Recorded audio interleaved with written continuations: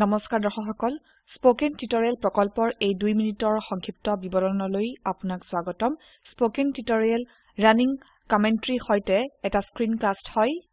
শিকাৰ বাবে নিৰ্মিত এটা ৰেকৰ্ডিংৰ সেশন হয় আমি ফচক প্ৰচাৰ কৰো যি ডিজিটেল বিভক্তিক মুছিবৰ বাবে দৰকাৰী হয় ইয়াক বিনামূল্য ডাউনলোড কৰা যায় আমাৰ ওয়েবসাইটত যাও ইয়াত spokentutorial.org আছে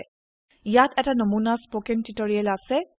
Hello and welcome to this tutorial on how to use Record My Desktop.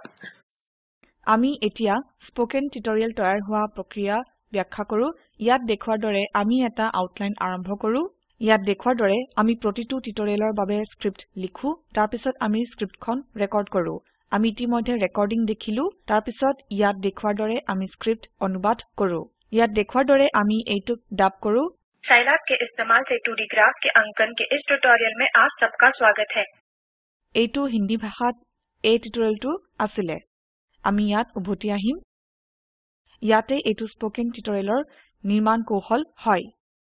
আমি স্পোকেন টিউটৰিয়েল ব্যৱহাৰ কৰি কৰ্মশালাৰ আয়োজন কৰো ডোমেইন বিশেষজ্ঞৰ কোনো প্ৰয়োজন নাই কৰ্মশালা 2 ঘণ্টাৰ সময়কাল হয় ছাত্ৰয়ে তেখেতলোকৰ নিজস্ব গতিত শিকিব পাৰে তেখেতলোকে নিজৰ পছন্দমতে এটা ভাষা ব্যৱহাৰ কৰিব পাৰে সকলোৱে একে স্তৰত পাব পাৰে আমি কৰ্মশালা খুবেই কাৰ্যকৰী হোৱা পাও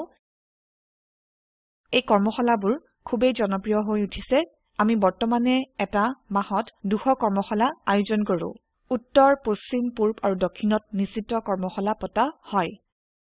ইয়াত আমাৰ ওয়েবসাইটত চতুৰ্থাংশৰ দৰ্শনৰ এটা গ্ৰাফ আছে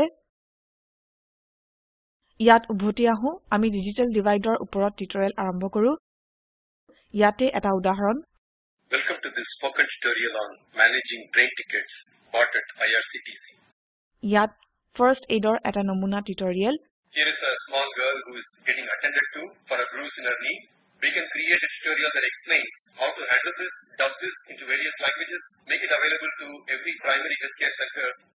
এই টিউটৰিয়েলবোৰ ভাৰতীয় সংখ্যা গৰিষ্ঠৰ বাবে অত্যন্ত উপযোগী হ'ব এই টিউটৰিয়েলটোৱে আৰু বিস্তাৰিতভাৱে এই প্ৰকল্পক ব্যাখ্যা কৰে আমাৰ ওচৰত কিছু প্ৰকাশনা আছে আমাক জুনে নিহিত কৰে আইআইটি বম্বেৰ পৰা মই মৌচুমী মেধি এতিয়া আপোনাৰ পৰা বিদায় লৈছো ধন্যবাদ